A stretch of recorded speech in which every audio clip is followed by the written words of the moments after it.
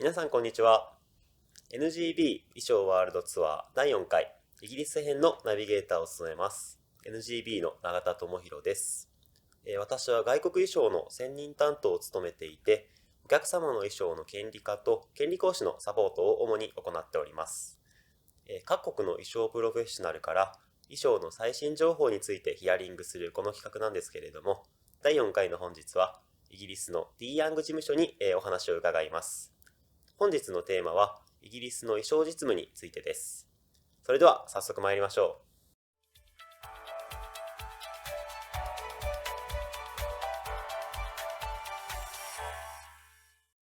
う。まずはじめに YOUNG 事務所のシニアパートナーであるアルバットさんよりご挨拶をいただきます。Hello, Mr. Albert. Could you please introduce yourself and your firm? Konnichiwa, hello, and welcome to this YouTube video forming part of NGB's Design Pattern World Tour.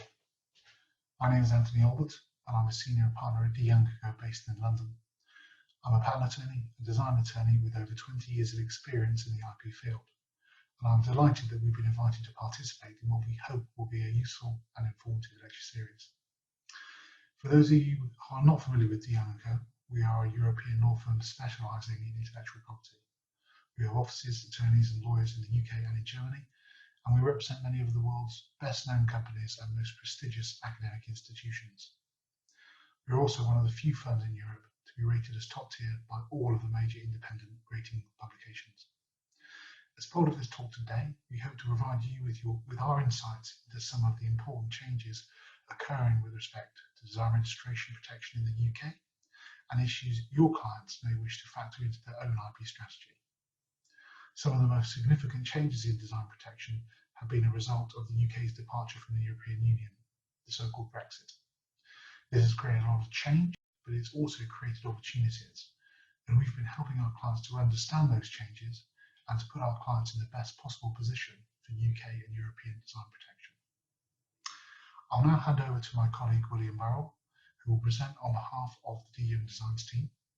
William has extensive experience in design protection and handles complex design registration matters across the world, and especially those relating to the UK and the European Union.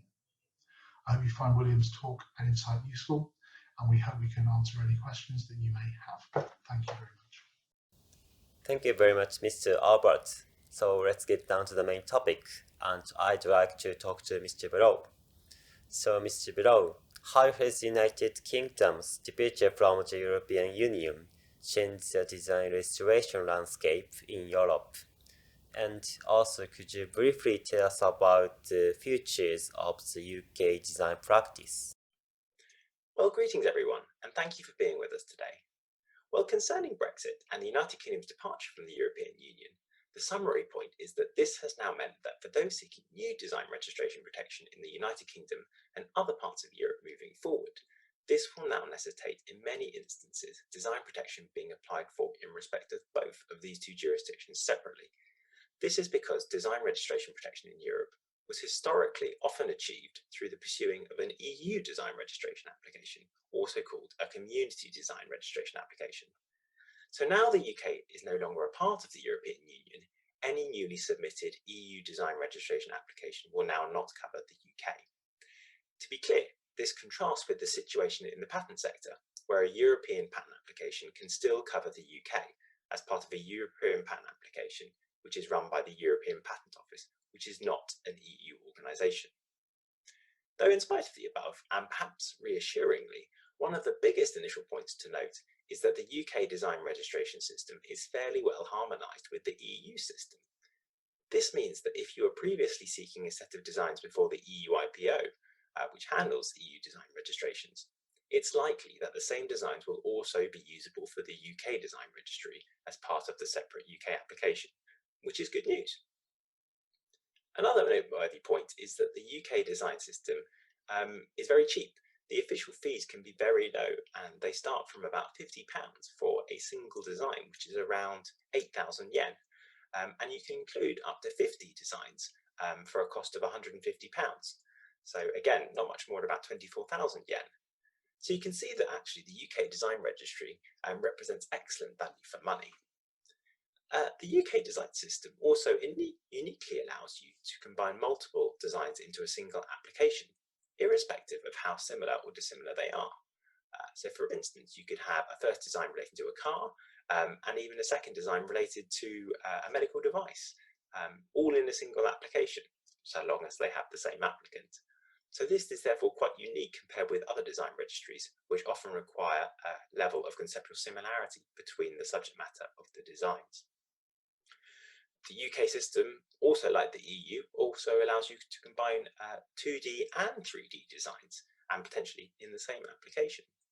So if you have a product with a particularly distinctive surface decoration alongside its actual 3D shape, it's possible to cover the surface decoration as a 2D design registration with separate applications directed to the 3D shape itself. And I suppose another final point to note about the UK design system is that the speed of registration can be very quick indeed. So compared with many other design registries around the world, from submitting an initial application for the UK design registry, this can sometimes go through to grant in as little as a week, which is great in comparison with others where it might take more months or years to even push through to a registration. A flip side of this is that whilst the UK design registry can be very quick at processing applications, this can mean that the corresponding designs also publish very quickly. So another important facet of UK design protection is the ability to select whether or not you want the designs to publish as soon as the application is allowed. So if you don't want these designs to publish that quickly, the UK design registry also uniquely allows this process of deferred publication, which means that on paying a slight extra in official fees, the owner of the registered design application has then 1 year from the date of submitting the application to decide whether or not they would like the design published.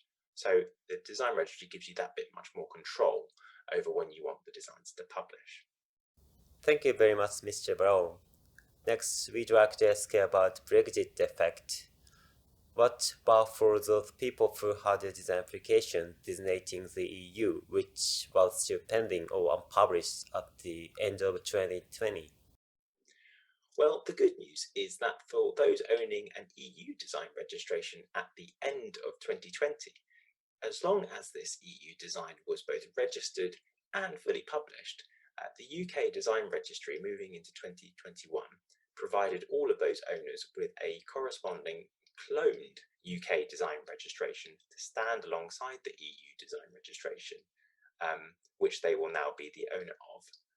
And the identity of these UK designs will be very obvious from the UK design registry, insofar as the number for the UK design will have the same number as the EU design, but just with an initial 9 at the beginning of the UK design number. And similarly, if you had a Hague design that designated the EU, insofar as this was designating the EU, registered, fully published, and accepted by the EU IPO, then the UK design registry has also acknowledged that they will provide a free cloned UK design registration to compensate for this corresponding EU designation. So again, this UK designation, also UK design registration, will be very easy identifiable on the UK design registry insofar as it will share similarities to the Hague design number, but prefixed with an initial 8. It is to be clear, though, that for any such UK design registration, this will now sit outside of the Hague design registration system moving forward. But unfortunately, there will be some designs that are not captured by the above. So if you had an EU design application or a Hague design application, which was pending or still undergoing examination or not yet published at the very end of 2020, to maintain protection for that in the UK, it will be necessary to reapply as if it were a new application before the UK design registry by a deadline of 30th of September 2021. As long as that application is made and the application is then moved through to registration, the filing date and the priority date of that UK design registration will then have the same filing and priority date as the underlying EU designation or EU design registration. Thank you, Mr. Burrell. Next, we'd like to ask about fake design registration system. Is fake design registration system designating the UK something which might be usable to our client? Well, certainly. This is something which is very much possible, and so may be of interest to any clients who are seeking protection in both Japan and the UK, and potentially even the EU. So as background, for those who aren't aware, the Hague Design Registration System allows for a single design registration to be applied for centrally at WIPO in Geneva, who handles such Hague applications. So it's definitely possible for protection to be obtained in both Japan and the UK in a Hague design application. One important consideration to bear in mind, however, is that a Hague design registration requires that all drawings in the Hague design are the same for all designated states. This can have some drawbacks, however, for the UK, which is a more liberal design registry than others around the world. As well, the UK design registration system allows multiple designs to be combined into the same application, irrespective of the subject matter. And in contrast, a Hague design requires all of the designs to be in the same Locarno classification. So there's a more limited scope for protection in the UK by proceeding via the Hague route. Another disadvantage of a Hague designation versus applying for a UK design application separately before the UK design registry is that the latter can go through to registration that much more quickly compared with a UK designation in a Hague design. So for those considering protection in the UK via the Hague system, this is something that is definitely possible and is always worth thinking about. But for those contemplating, we would always suggest seeking advice from ourselves as to whether this is actually the best strategy to move forward with. Mr. Burrell, thank you for your fabulous lecture today. We really appreciate you, Mr. Albutt, and the Young Design Team. インタビューは以上となります。